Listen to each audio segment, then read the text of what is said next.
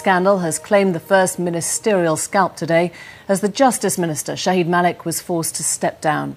The MP for Dewsbury is being investigated for alleged claims he breached the ministerial code by benefiting from subsidised rent. Our political correspondent, Carol Walker, reports. Doesn't mean I'm happy about it. Just hours before he was forced out of his job, Shahid Malik was vehemently protesting his innocence, claiming the media were out for blood. I have absolutely nothing to apologise for. I've done nothing wrong.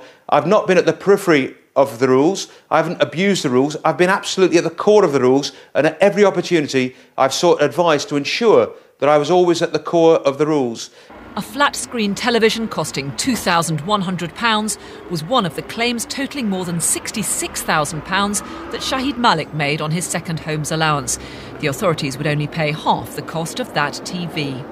This isn't a helipad, it's not a tennis court, it's not horse manure, it's not a moat, it's not a country estate.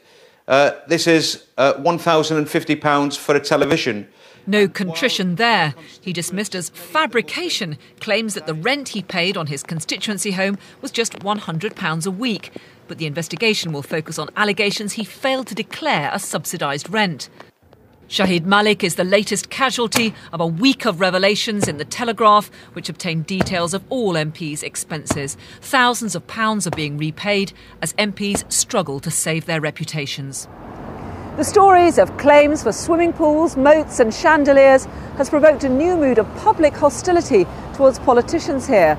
The latest opinion poll suggests a slump in support for Labour, with the Conservatives suffering too. And people are finding different ways of expressing their anger. As I pointed out a moment ago. On Question Time last night, the Housing Minister Margaret Beckett was not the only panellist who struggled to convince the audience. Callers to the 5 Live phone-in this morning queued up to complain at the behaviour of MPs. And this was a stunt captured on YouTube as activists dug a pound sign into the lawn of the Conservative frontbencher Alan Duncan, who's repaying thousands of pounds he claimed for garden maintenance. The independent mayor of Middlesbrough, himself a former police chief, has asked the Metropolitan Police to investigate whether any MP has committed a criminal offence. As far as I'm concerned, the evidence is there to suggest that criminality under false accounting rules has occurred, and that needs to be investigated. And on top of that, it's not for MPs to say that we're innocent or guilty. It's for the process to decide that. One veteran commentator says it marks a new phase in politics. I think it's unprecedented. I can't remember it. All the previous scandals were concentrated on one individual, Jack Perfumer, whatever it might be, John Stonehouse. Now it seems to me to be anger against the whole parliamentary system, in particular against what I believe is almost a culture of corruption that developed in the House of Commons. With one newspaper also campaigning for MPs to be brought to justice, the mood here could hardly be blacker. Carol Walker, BBC News, Westminster. Well, this morning, people in Dewsbury have been reacting to the news that their MP stepped down as Justice Minister. Chris Buckler is there for us now. Chris. Well, Shahid Malik is regarded as something of a rising star within the Labour Party. Only an MP since 2005, he's already a Justice Minister with a salary of around £95,000. So you can imagine when it was revealed that his expenses total some £66,000 in just 3 years, there's been some anger here in his constituency. His expenses under scrutiny, Shahid Malik found himself under interrogation in his own home.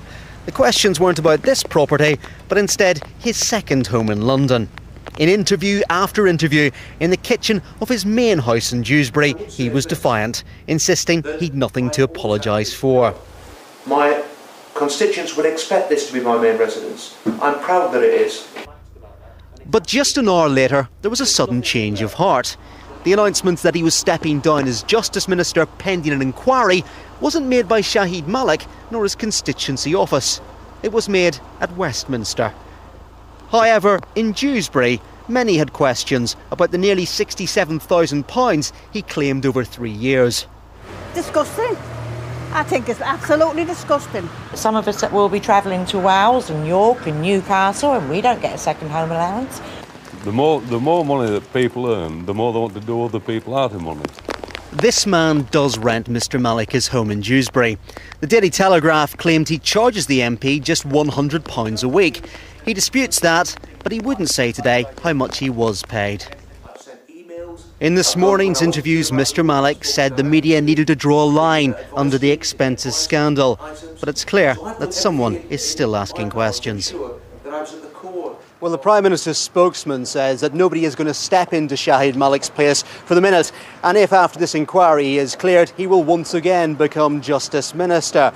But we are, of course, wanting to hear more from Mr Malik himself, now that things have changed since that first batch of interviews. And it's expected that he may give a news conference sometime this afternoon. Chris Buckler, thanks very much. Well, as we've seen, the public anger over MPs' expenses increases by the day. Some people are